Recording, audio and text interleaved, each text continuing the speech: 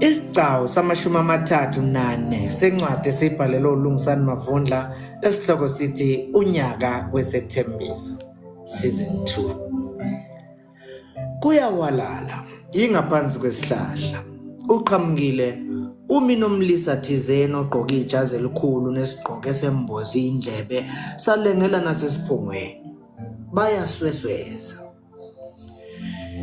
Ngizobe ngekho ekuthatheni kokusa uma intombi zonke zasembo zivukele ehlathini ngelokuyotheza. Kuzobe kusesemnyama impela kangangokuthi ukunyamalala kaNomandla akuzukwazi ukuthi kwenzeke kanjani njengoba engeke aswakale ngisho ekhaya. Uyangizwa ukuthi ngithini? Kanjani kodwa njengoba ihlathini theza kulona liphezulu komfula nje. Lo muntu angakhala kuduma ihosha namawa. Hlubeke. Uma uyitatazelela lento izokwehlula.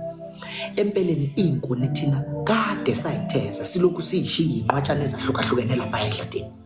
Uma ke siyotheza okwethu ukuhlanganisa lezo inqwatshana senze inyanda esizoyithwala ngalelo langa. Ngiyazazi ke mina inqwatshana zikaNomandla ukuthi uma ziqhelile ukuthi ziqhelile kunezabanye odadewethu. Kukhona le ephezulu komfula ngqo. Uyonyamalala ngesikhathi lande yona. Ilapho ke wena oyobe sewumbhozomela umfake leli duku emlonyeni. Uqhamukile eshe lithukulula elinikeza uDlubheke. Uyobeke sewumhudulela phansi emfuleni. Ukhale wemuke naye wehlisa umfula. Emveni kwalokho asikuphinde sizwe ukuthi udadewethu washo naphi. Siyokhala njalo ngethambo lengane kaBaba esingazange sisakwazi nokulifihla. Kodwa ke Mamkhize uyaqonda ukuthi lo msebenzi onginikeza wona ufaka impilo yami engcupheni kangakanani. Futhi ke ubuke kungaphezulu kwami ngingedwa.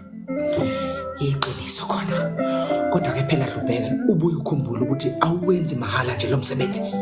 Ngethembise ukuxoshisa ngomunye wodadewethu lapha ekhaya. Manje ke akunkokhele encane leyo. Wena mhlawumbe ongakwenza nje ukuthola yedwa ozosizana naye bese umthembisa lokho ongamthembisa khona ngokuvumelana kwenu. Kodwa umdonse ngendlebe ukuthi lento ingaphumeli nakomunye nje umuntu. Ngingemangale nje futhi mina uma ngingezwa kuthiwa naye lowo udukile emveni kokukusiza.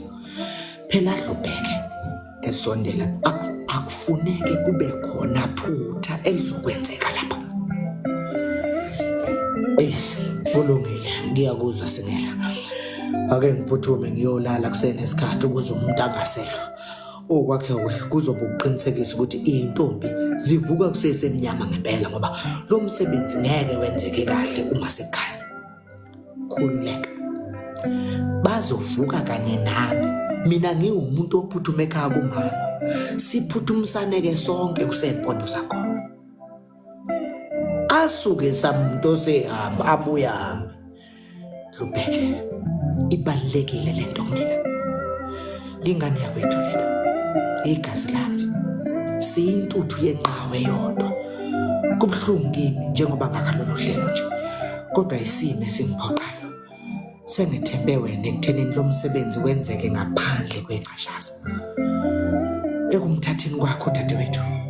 Ngicela ungabe sewushintsha inhloso zakho ngaye umgcine ngoba ukumfihla kwakho kuyofana nothi likaMentshizo olusehlokozini elangeni elishisa be iphushana nje elincane kuyoshizwe lonke nabakhileyo kulo kubalwa nawe uqobo. Ngiyabuqonda ubungozi balento qhamukile. Ngiyeke ngilungele ikusasa ungabe usalokhu uthemeleza manje. Bahlukane khona lapho ebumnyameni.